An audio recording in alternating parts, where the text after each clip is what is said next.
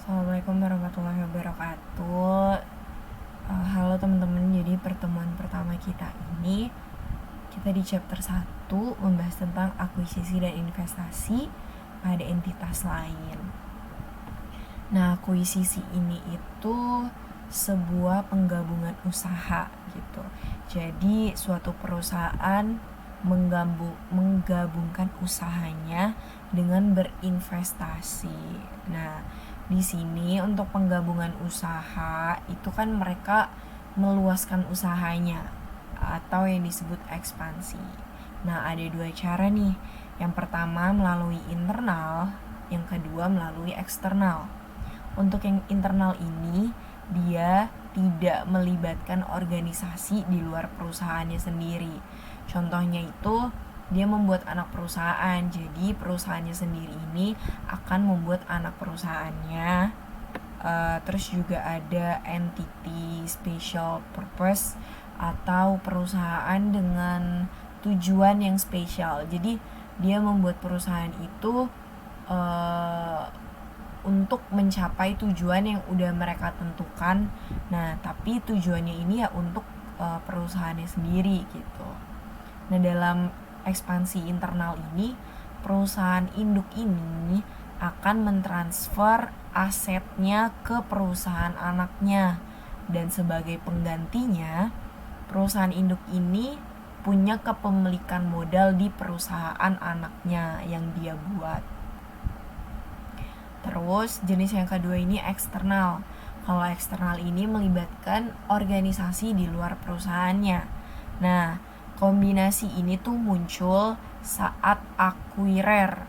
Nah, kalau yang belum tahu akuirer itu perusahaan yang diakuisisi gitu. Jadi muncul saat perusahaan yang diakuisisinya ini mengontrol satu perusahaan lain atau lebih.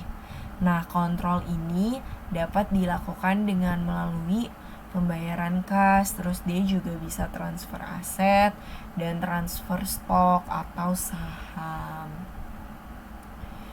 Terus dari kombinasi eksternal ini ada 3 tipe. Yang pertama merger. Nah, apa sih merger itu? Merger itu penggabungan usaha di mana hanya akan ada satu perusahaan yang bertahan dari berbagai perusahaan yang bergabung, dan perusahaan lainnya itu dibubarkan. Nah, untuk aset dan kewajibannya ini akan diambil alih ke perusahaan baru yang dibentuk. Contohnya kayak yang di layar. Sebelum merger dia itu perusahaan A, terus dia mau merger dengan perusahaan B. Nah, sesudah merger itu tergantung kebijakan, dia akan menjadi perusahaan A atau perusahaan B. Kalau misalnya jadi perusahaan A, perusahaan B akan dibubarkan. Terus aset dan kewajiban dari perusahaan B ini akan ditransfer ke perusahaan A. Tipe yang kedua, akuisisi. Penggabungan usaha di mana kedua perusahaan yang melakukan penggabungan usaha langsung dibubarkan dan salah, itu konsolidasi. Kita konsolidasi dulu deh. Jadi ada dua perusahaan, mereka melakukan konsolidasi. Nah, konsolidasi ini membubarkan kedua perusahaannya itu, dia akan membentuk perusahaan baru. Terus untuk akuisisi ini dia tuh cuma diakuisisi aja, jadi seperti perusahaan pendamping, tidak ada yang bubar gitu.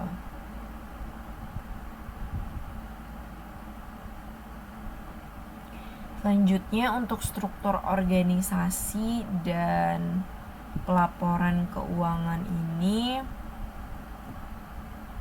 untuk merger.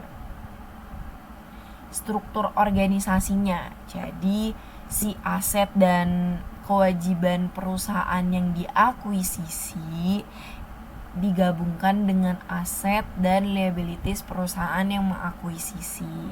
Contoh gini, ini si B ini perusahaan yang diakuisisi, si A ini yang mengakuisisi Nah, aset dan liabilitasnya itu digabungkan gitu, tanpa ada komponen baru. Untuk pelaporan keuangannya ini pakai antara A atau B, tapi tergantung nih sesudah terbentuknya ini pakai A atau yang B. Kalau dia pakai A, berarti ya pelaporan keuangannya pakai format yang A. Kalau B, pakai yang B. Terus ada lagi kepemilikan signifikan. Nah, kepemilikan signifikan ini kalau yang mengakuisisi punya saham lebih dari 50% di perusahaan yang diakuisisi. Nah, transaksi ini itu menimbulkan hubungan antara perusahaan induk dengan perusahaan anak. Jadinya bakal ada perubahan struktur di tiap-tiap perusahaannya. Terus untuk pelaporan keuangannya ini gimana? Pelaporan keuangannya ini akan dikonsolidasi dengan cara menggabungkan angka-angkanya antara si perusahaan induk dengan perusahaan anak. Perusahaan induk ini yang punya saham lebih dari 50%. Yang anak ini yang sahamnya yang kita tanam gitu. Terus selain signifikan, ada kepemilikan kendali minoritas. Jadi dia itu punya saham kurang dari 20%. Namanya itu minoritas atau non-controlling. Jadi dia tidak bisa mengontrol kepemilikannya, mengontrol perusahaannya gitu. Namanya non-controlling ownership. Nah, ini juga sama kayak signifikan, dia menimbulkan perubahan struktur organisasi perusahaan. Nah, untuk pelaporan keuangannya ini, si non-controlling interest ini atau acquirer ini yang punya saham kurang dari 20% cuma ngelaporin kepemilikannya itu sebagai investasi aja di laporan keuangannya. Terus ada lagi nih kepemilikan yang menguntungkan lainnya atau other beneficial interest.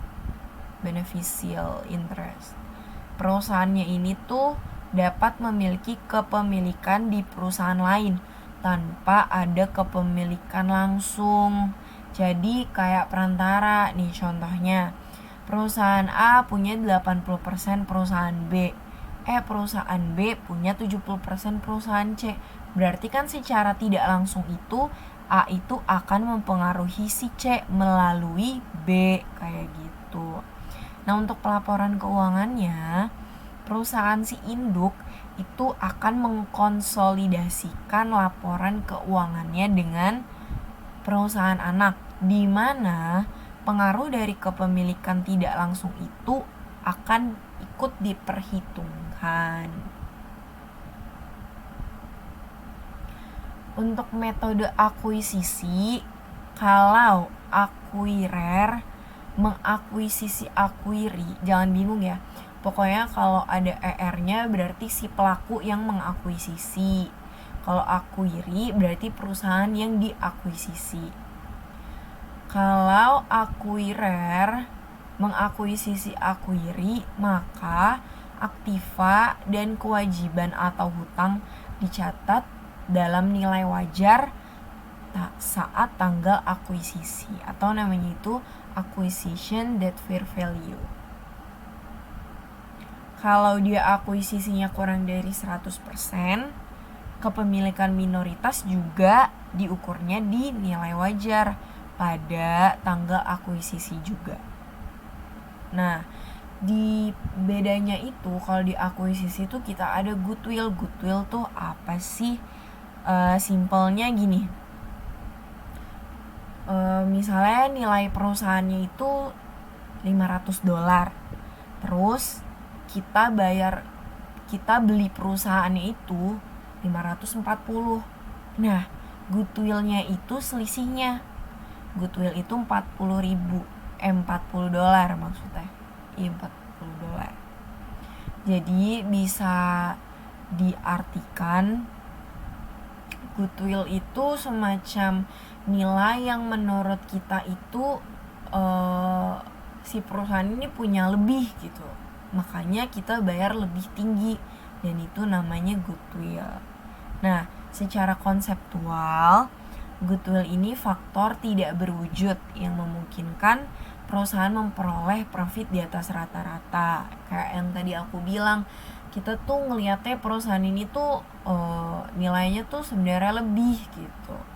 Nah, FASB menetapkan kalau goodwill ini sebagai aktiva yang menggambarkan manfaat ekonomis di masa mendatang. Nah, dia itu timbul dari aktiva lain yang diakuisisi dalam penggabungan usaha ini. Nah, FASB ini mengidentifikasi 3 komponen yang harus diukur untuk mendapatkan nilai total dalam menentukan berapa besar goodwill yang dapat diakui dari suatu kombinasi bisnis. Nah, kalau ini lebih enaknya di soal sih, tapi nggak apa-apa aku jelasin dulu. Jadi di goodwill ini ada 3 komponen. Pertama ada controlling interest. Nah, controlling interest ini yang dia punya sahamnya itu lebih besar dari 50%.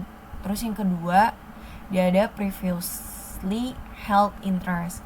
Jadi nilai wajar kepemilikan dalam acquiring yang telah dimiliki oleh acquirer. Jadi contohnya kayak gini, misalnya dia itu tadinya punya saham berapa gitu. Misalnya si A punya saham 10% di perusahaan B, kan. Terus ternyata dia mau mengakuisisi nih. Nah, saham 10% itu namanya previously held interest gitu. Terus yang ketiga ada non controlling interest. Jadi ini kepemilikannya yang kurang dari 20% gitu. Nanti emang sih bingung kalau kayak gini. Nah, total dari ketiga nilai yang controlling interest, previously held interest atau PHI itu diukur di tanggal akuisisi. Artinya nantinya itu akan dibandingkan dengan nilai wajar dari aset, net aset. Net aset itu total aset dikurang dengan kewajiban yang ada gitu. Dan apabila nilainya lebih, nah itu namanya goodwill gitu.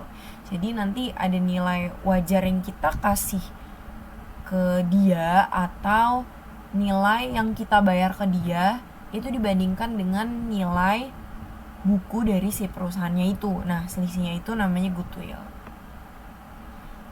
Terus ada bargain purchase nih. Kalau ternyata total nilai dari 3 komponen itu lebih rendah dari nilai wajar net perusahaan yang diakuisisi, namanya itu bargain purchase. Untuk materi segini dulu. Nanti aku lanjut untuk soal 1. Dan kalian harus mengerjakan soal 2 dan 3.